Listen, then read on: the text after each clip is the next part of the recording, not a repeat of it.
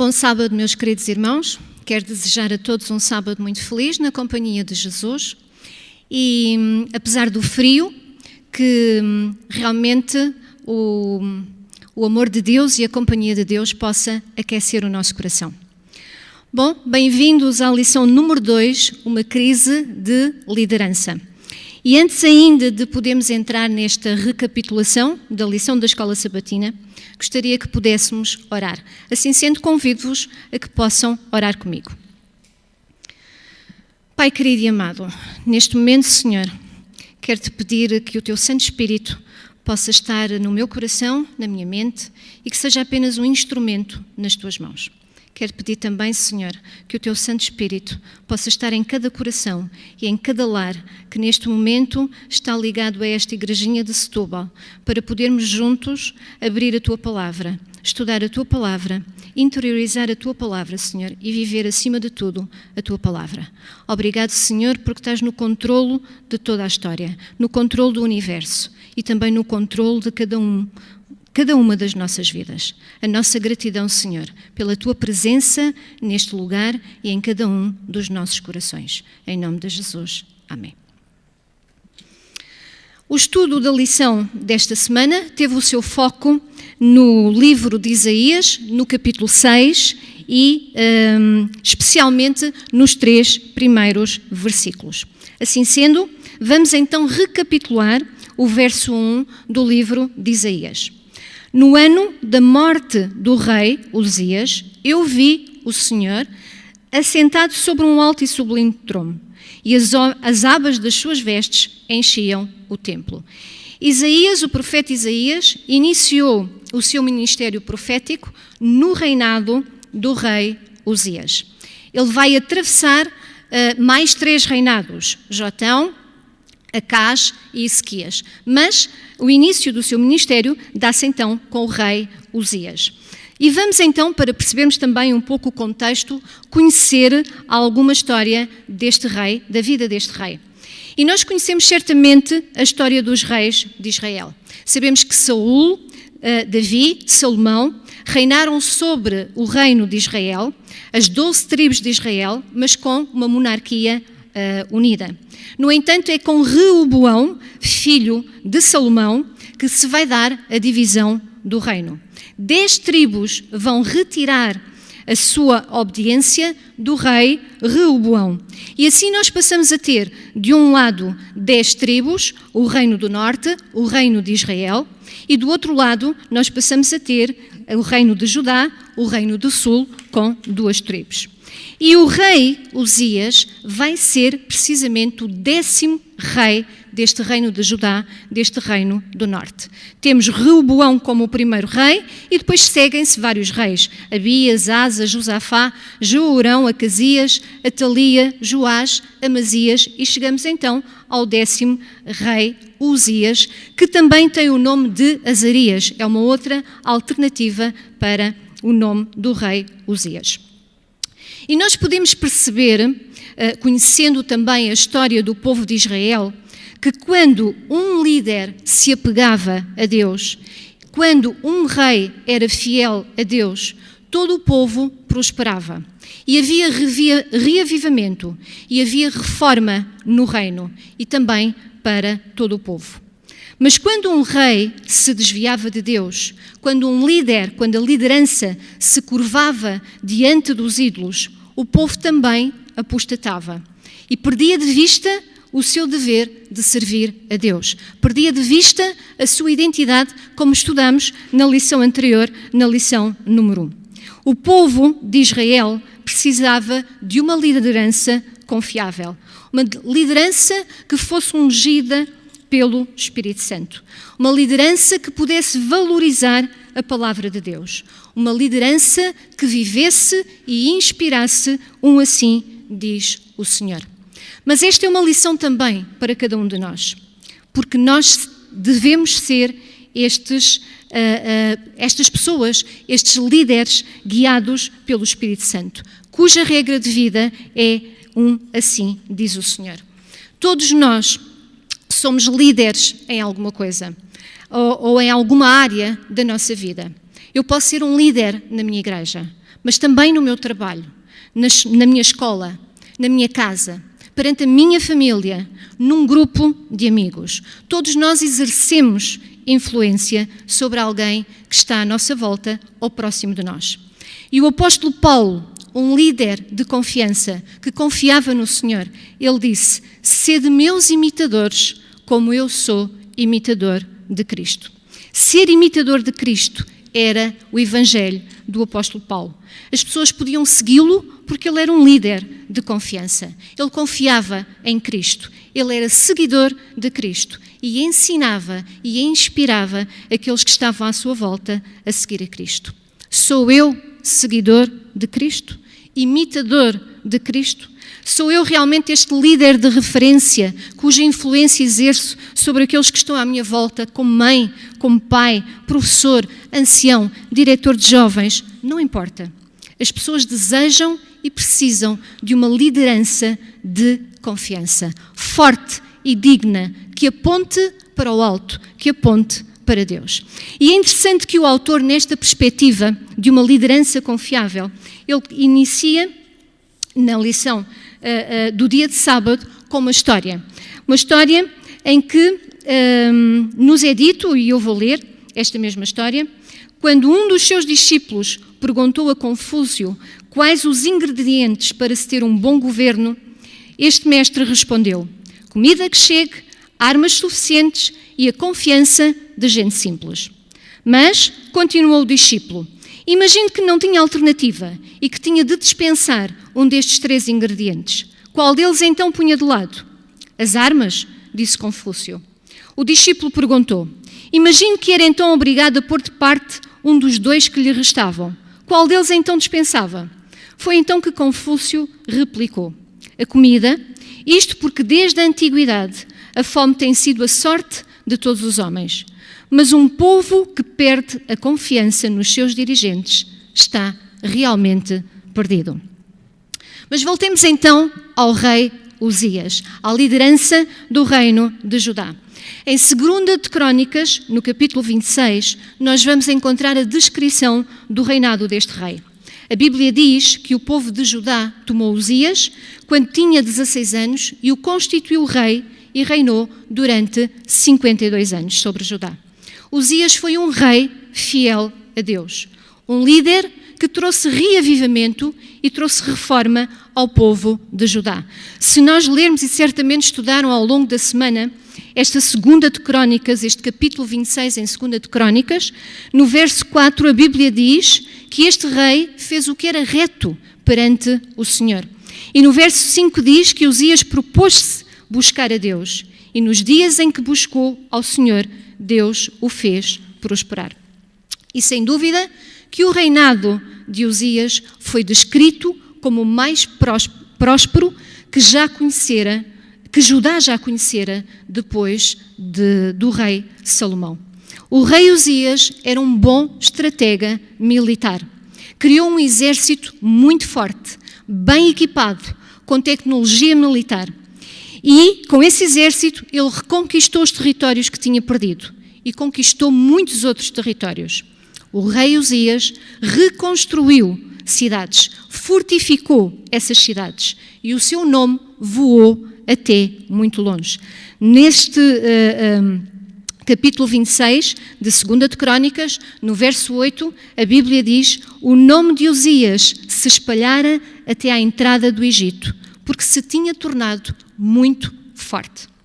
Mas, se inicialmente este rei foi um rei sincero, humilde e fiel a Deus, com a prosperidade veio a riqueza, veio a fama, veio a posição, veio o ser admirado por todos e este rei tornou-se orgulhoso. Como diz em 2 de Crónicas 26:16, exaltou o seu coração. Podemos ler este versículo. Mas havendo-se já fortificado, exaltou-se o seu coração para a sua própria ruína e cometeu transgressões contra o Senhor, seu Deus, porque entrou no templo do Senhor para queimar incenso no altar do incenso. A irmã Ellen White diz no livro Patriarcas e Profetas, ela diz: o pecado que produziu tão desastrosos resultados para Uzias foi o pecado da presunção, do orgulho. O rei violou um mandamento de Deus. Deus ordenara que só os descendentes de Arão podiam oficiar como sacerdotes. Mas o rei, movido pelo orgulho, achou-se no direito de entrar no santuário para queimar incenso. Tarefa que só cabia ao sacerdote poder realizar. Os sacerdotes quiseram impedi-lo, porque tal não era consentido ao rei. O sacerdote Azarias, mais 80 sacerdotes, vão perante o rei e dizem-lhe, 2 de Crónicas 26:17, não te compete queimar incenso perante o Senhor, mas aos sacerdotes que são consagrados para esse fim, sai do santuário, porque transgrediste. E ao invés de o rei aceitar a repreensão que vinha dos sacerdotes e diretamente de Deus, o rei recusou esta repreensão. E, imediatamente, diz o verso 21, o Senhor o feriu de lepra e assim ficou leproso até ao dia da sua morte. Mas voltemos então a Isaías no verso 1, onde Isaías faz referência à morte do rei Uzias. E na lição de domingo o autor leva-nos precisamente a ver a morte do monarca de diferentes perspectivas.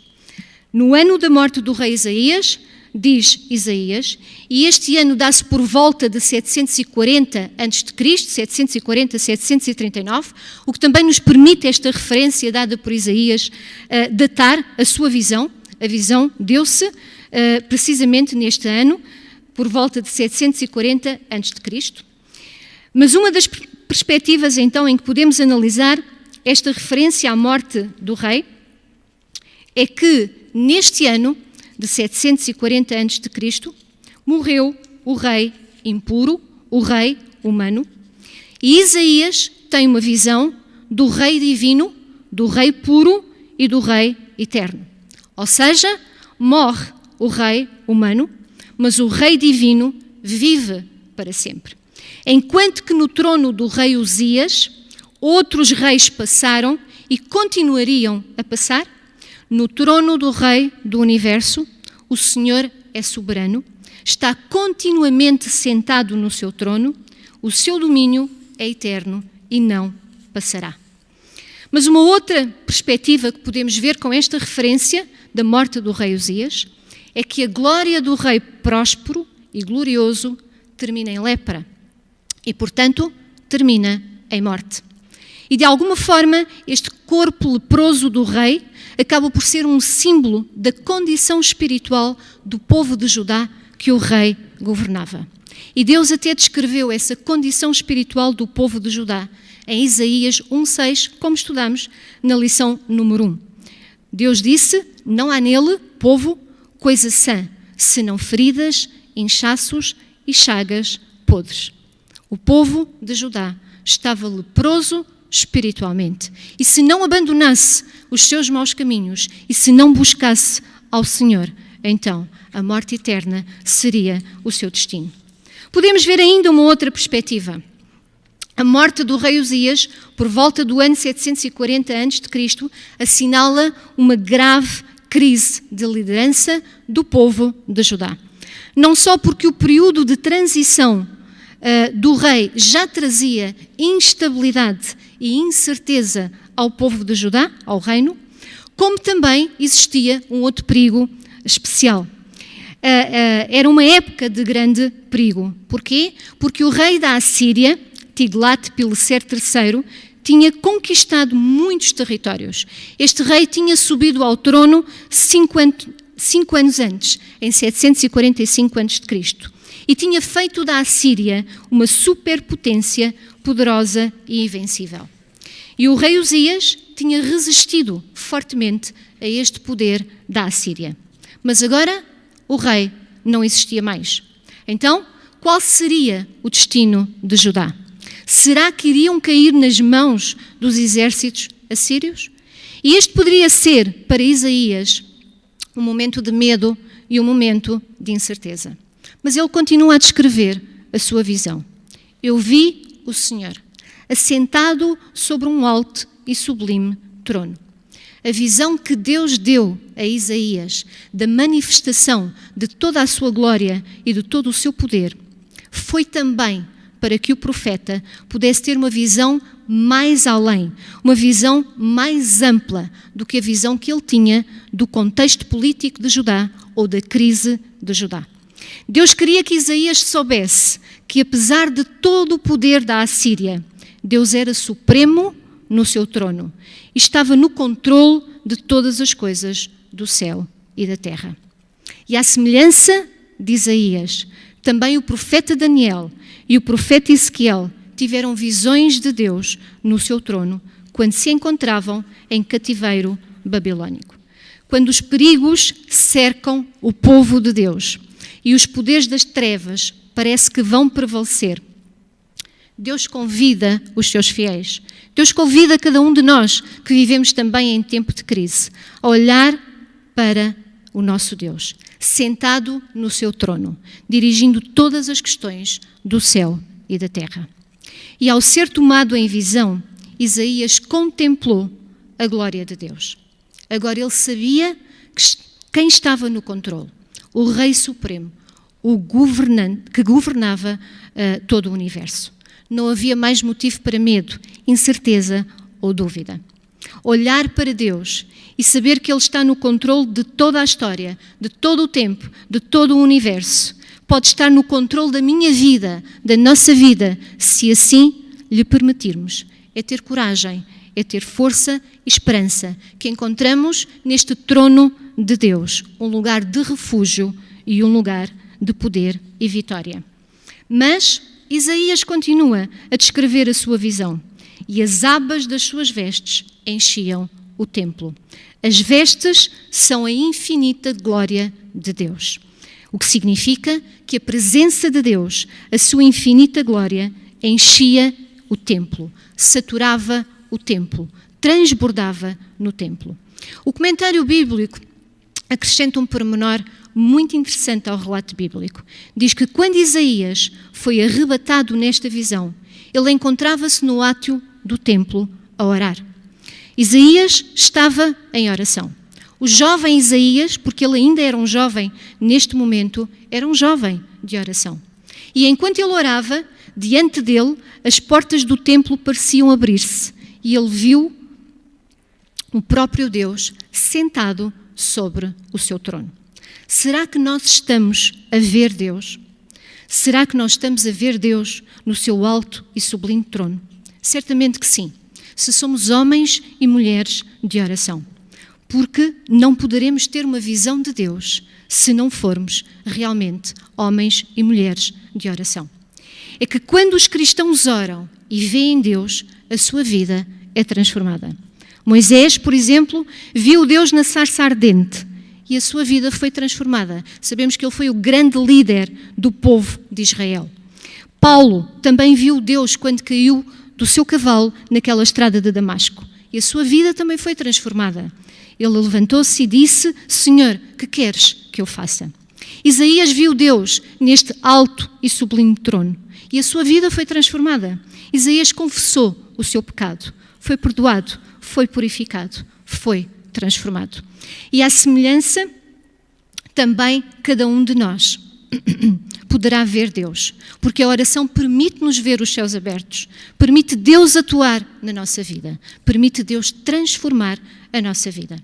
Mas Isaías continua a descrever esta visão. No verso 2 ele diz: serafins estavam por cima dele. Cada um tinha 6 asas, com 2 cobria o rosto, com 2 cobria os seus pés e com 2 voava. Verso 3. E clamavam uns para os outros, dizendo: Santo, Santo, Santo é o Senhor dos exércitos. Toda a terra está cheio da sua glória. Os anjos ao redor do trono de Deus clamavam uns para os outros: Santo, Santo, Santo. A palavra santo é a que melhor define o caráter do nosso Deus.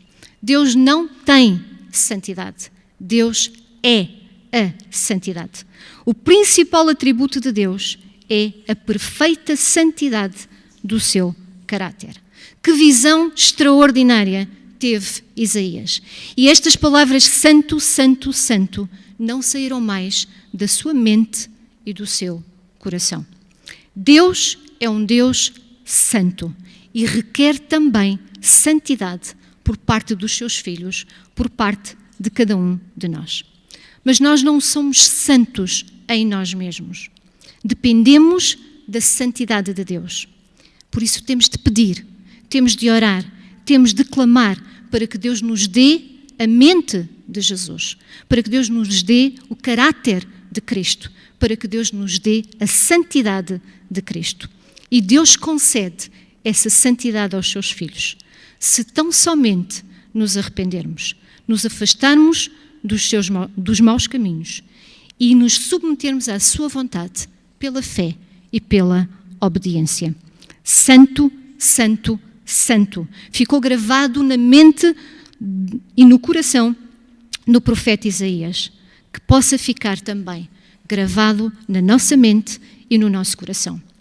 Mas continuando a escrever a sua visão, no verso 5, então disse eu, ai de mim que estou perdido. Tal é o impacto da santidade de Deus que Isaías se vê a si mesmo como estando a perecer. Ai de mim que estou perdido. Porquê? Verso 5. Porque sou homem de lábios impuros. Habito no meio de um povo de impuros lábios.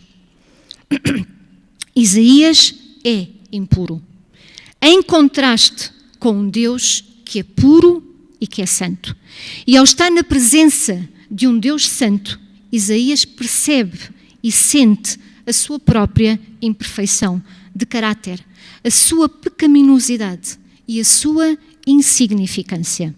E todos aqueles que se aproximam de Deus com sinceridade e entrega passam pela mesma experiência. Isaías continua descrevendo a sua visão. E os meus olhos viram o Rei. Ao olhar para Deus, para a sua glória, para o seu poder, para a sua santidade, e depois Isaías olhar para si mesmo, ele percebeu que era nada em comparação com o Eterno. Somos nada sem Jesus. Jesus disse isso em João, no capítulo 5. Sem mim, nada podeis fazer. Mas também somos tudo com Jesus. Com Jesus podemos todas as coisas, porque Ele nos fortalece. No verso 6, então um dos serafins voou para mim, trazendo na mão uma brasa viva que tirara do altar com uma tenaz. Estamos a falar do altar do incenso. E o incenso é símbolo da oração. Logo estamos perante o altar da intercessão. Em Apocalipse 8:4, o apóstolo João viu as orações dos pecadores arrependidos apresentadas com incenso no trono da graça. No verso 5, continuando a descrever a visão, no verso 7, desculpem, com a brasa tocou a minha boca e disse: eis que ela tocou os teus lábios, a tua iniquidade foi tirada e perdoado o teu pecado. A brasa do altar representava o poder purificador da graça divina e também representava a transformação do caráter. A brasa que tocou os lábios do profeta Isaías removeu a sua culpa, removeu o seu pecado e ele foi purificado. E esta não era uma brasa qualquer, era uma brasa do fogo santo, incendiado pelo próprio Deus. E desta forma, aquele toque, aquela brasa que tocou os lábios de Isaías, tornou-o santo e puro. E inflamou no coração do profeta, dentro dele, o desejo de espalhar a mensagem santa de um Deus santo, santo, santo. A partir de então, o desejo de Isaías era que o povo de Judá também fosse purificado, também fosse transformado e se consagrasse a este Deus. E a grande necessidade de hoje é realmente de lábios que sejam tocados com o fogo santo do altar de Deus. que cada um de nós possa ser tocado por este fogo, para que possamos ser purificados e transformados. No verso 8, Isaías continua descrevendo a visão. Depois disto, ouvi a voz do Senhor que dizia: a quem enviarei? E quem há de ir por nós? Disse eu: eis-me aqui, envia-me a mim. Isaías desejava que o povo abandonasse os seus pecados. Isaías amava aquele povo, desejava que este povo pudesse ser salvo. E a sua resposta é imediata: envia-me a mim. A partir desse momento, a única tarefa de Isaías era apelar, apelar, apelar. Ele transformou-se no profeta do apelo e transmitir a mensagem divina, quer que fosse a mensagem de advertência, quer fosse a mensagem de esperança, mas uma mensagem que pudesse ser aceita por este povo e o pudesse salvar. Isaías desejava que o povo visse o amor de Deus, sentisse a santidade de Deus e, como resultado, se consagrasse, se entregasse, abandonasse os seus maus caminhos. Nos versos 9 e no verso 10, Deus vai revelar a Isaías que a sua missão não seria fácil. Era uma missão real, mas era uma missão extremamente difícil, que Isaías tinha pela sua frente. Deus o adverte que a sua mensagem seria em grande parte ignorada pelo povo e que, apesar de tudo aquilo que o profeta pudesse fazer, o povo iria continuar a andar nos seus maus caminhos. Contudo, no verso 13, Deus vai revelar a Isaías a certeza de que a sua obra não seria totalmente em vão, pois Deus vai-lhe revelar nesse verso 13 que um remanescente seria salvo. Deus tinha o remanescente no tempo do profeta Isaías. Deus teve um remanescente no tempo de Jesus. Sempre houve um remanescente. Existe um remanescente hoje. Fazemos parte desse remanescente. Sejamos estes filhos de Deus, estes cristãos, esta liderança que influencia de alguma forma aqueles que estão à nossa volta, baseada num assim diz o Senhor. Que a brasa viva do altar possa tocar cada um dos nossos corações, com este fogo santo de Deus, nos possa purificar e possamos também transformar as nossas vidas e inspirar outros que estão à nossa volta a ser transformados por este Deus. Que o trono do nosso Deus seja este lugar de refúgio, onde encontramos poder, onde encontramos vitória, onde encontramos este perdão e esta purificação. Que a nossa vida transformada possa ser uma bênção para aqueles que estão à nossa volta. Porque como vimos também na história do povo de Israel, quando a liderança era uma bênção, o povo acabava por estar perto de Deus. Mas quando a liderança não buscava a Deus, também influenciava a que outros assim o fizessem. Que a realidade do nosso cristianismo e do nosso evangelho seja este estar continuamente com Deus, para que Deus possa abençoar a nossa vida e as suas bênçãos possam transbordar para todos aqueles que estão à nossa volta. É a minha oração para mim e para cada um de vós. Um bom sábado para todos.